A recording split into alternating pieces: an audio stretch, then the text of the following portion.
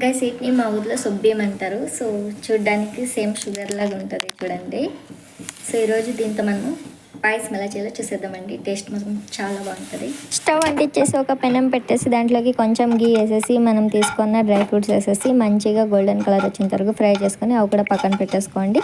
అదే పెనంలోకి మనం తీసుకున్న సబ్జం కూడా వేసేసి అవి కూడా మంచిగా ఫ్రై చేసుకొని దాన్ని కూడా పక్కన పెట్టేసి అదే పెనంలోకి మనము కొంచెం ఒక గ్లాస్ వాటర్ వేసుకొని వాటర్ మంచిగా బాయిల్ అయ్యేలోపు మనము రెండే ఏళ్ళకి కూడా దంచి వేసుకుందామండి. సో ఫ్లేవర్ బాగుంటుంది, డైజెషన్ కూడా చాలా మంచిది. వేసుకునేసి దాంట్లోకి మనం ఆల్రెడీ హీట్ చేసి పెట్టుకున్న సబ్జం కూడా వేసేసి మంచిగా కుక్ చేసుకోండి. సో అవి ఇలా చిన్న చిన్న బాల్స్ లాగా అవుతాయి. సో అంతవరకు మనము దాన్ని మంచిగా ఉడికించుకోండి.